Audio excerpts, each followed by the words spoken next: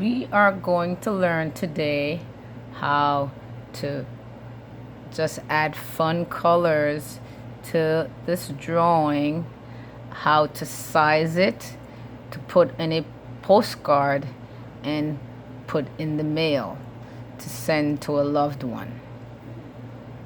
First thing we should do is get an envelope, a regular size envelope.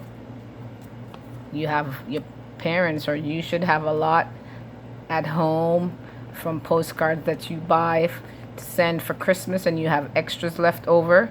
You're going to put it again over your drawing and you're going to trace the borders again. A border around the edge of your artwork. It doesn't have to be the neatest, just try your best. There. So we have a border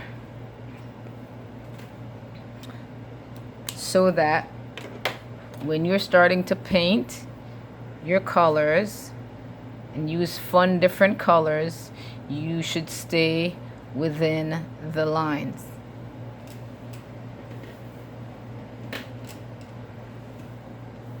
You also could add, like, a horizon line is a line that goes in the background of artwork. So you can make a little squiggly line, horizon line for like the mountains, or a straight line. So for instance, when you draw the line, you're not going to draw it through your drawing. You're going to draw your line, stop here, and start on the other side. So we'll just use for the horizon line just a straight plain line. And stop there and start over here and continue. So it looks like something is going on in the background.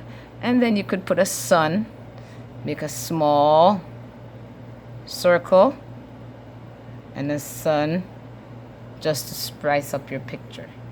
There you go. So now we will paint this using fun different colors.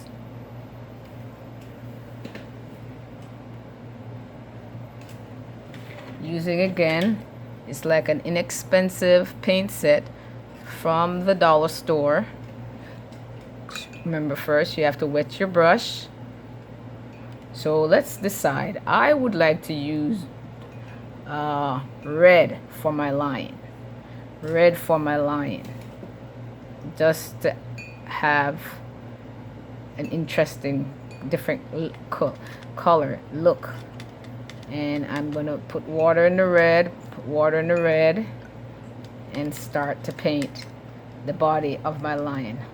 It's just a fun different way, just adding fun colors and different colors.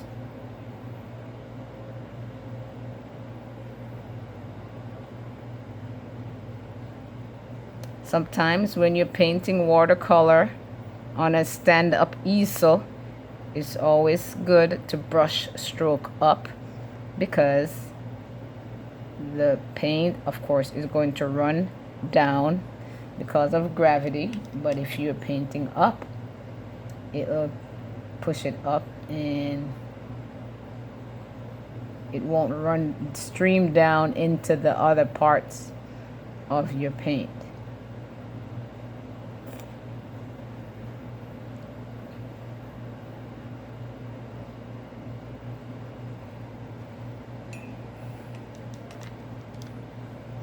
More red on the rectangular legs when you're painting for especially for the younger students, younger kids who are just learning shapes. The rectangular legs, take it up.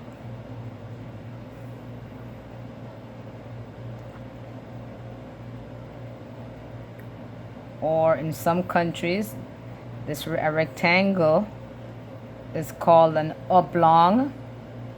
That's another math term.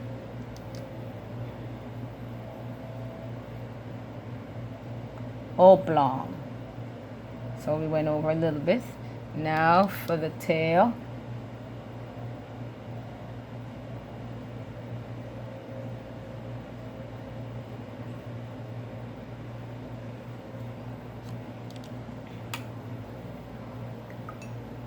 Now I'd like to use blue. No, I'd like to use purple for the mane. So clean my brush, dip into the purple,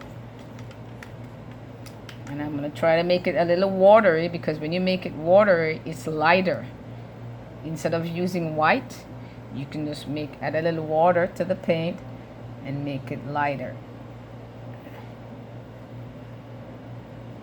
And go up brush strokes so that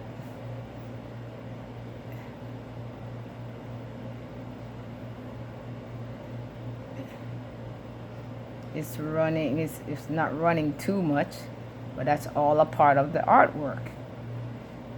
It's just your practice fun art. So if it runs a little and run into the other, that's okay. Clean your brush, because you're going to change a different color. Well, let me fix this a little bit.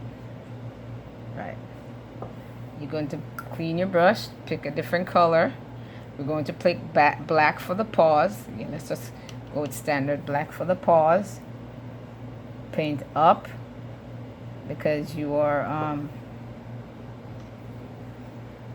using a stand-up easel, so the paint doesn't run down too much. Painting the paws, which are made with ovals. Okay. And clean the brush. And I think we should now we'll make the sun yellow. We'll stick with the standard color for this. Rinse your brush, go to the yellow.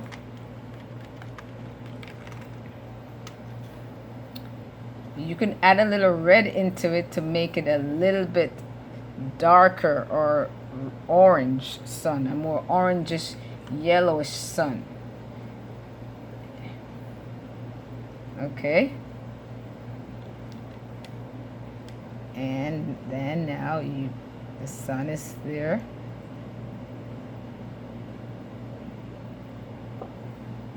It's a little runny. You should try to get a paper towel when you're painting, but I don't really have to use a paper towel, because I kind of know that how to use a brush to pick up excess paint, really, without a paper towel. But you could get a paper towel to help you. Now I'm just going to paint just beside the sun beams that you made, the small sunbeams, just beside it. Okay. Clean your brush. I was going to also touch on the background to say maybe paint the background, this top background that represents the sky. Clean your brush, go to the blue, make it a little watery so it's light, and start stroking up, strokes, up strokes.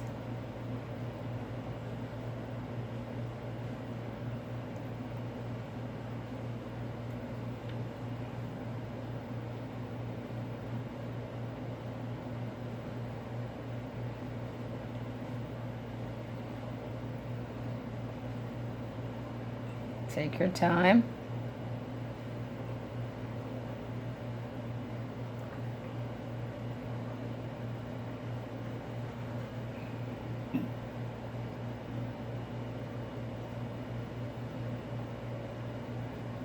You want to brush paint beside each other in a straight stroke. Just take time to practice.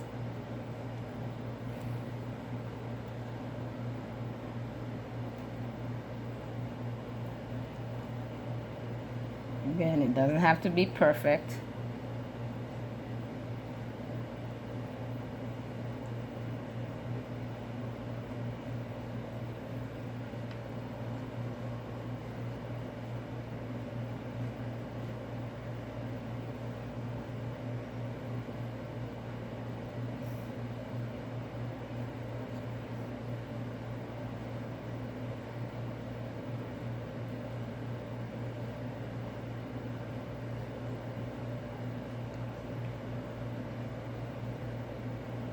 As I said, I decided not to paint his face, the lion's face, because you can make that decision.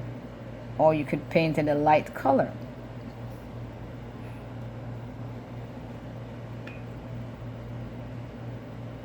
Then you add some details. Now start going to the detailed areas that you need to put paint. That it doesn't have to touch everywhere. It doesn't have to be the neatest. You're trying to be neat, but since this is just practice learning.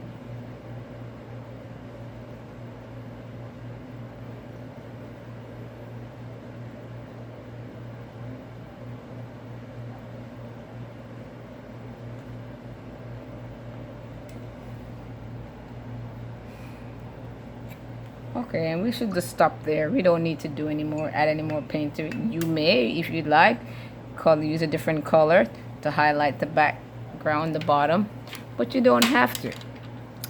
Then you're going to take this section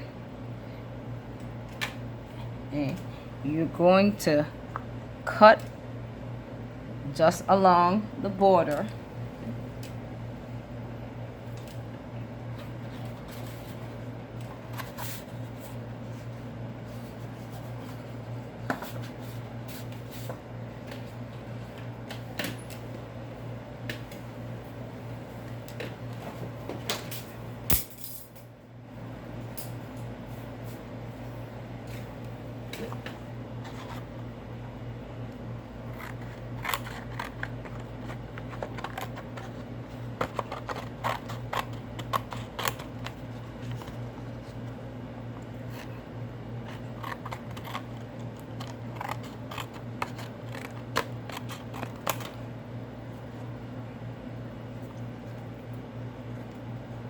Cut inside, just inside the line, because you want to make it smaller to fit inside your postcard, inside the envelope rather. And so you can get your envelope and you can see that it fits.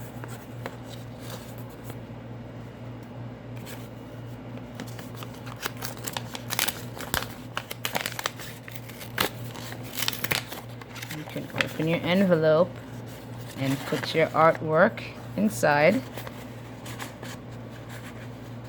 It's just exact fit. So that means, oh, I need to cut it a little smaller. So I will cut a little bit off this edge off.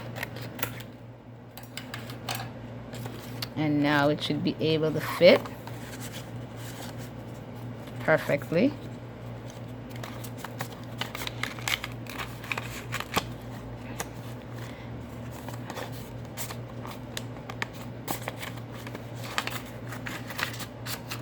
You can close it, and of course you can write your address, send it to your friends or your relatives or your grandparents, telling them about what you're doing when you are quarantined or when you're at home, or what you learned at school.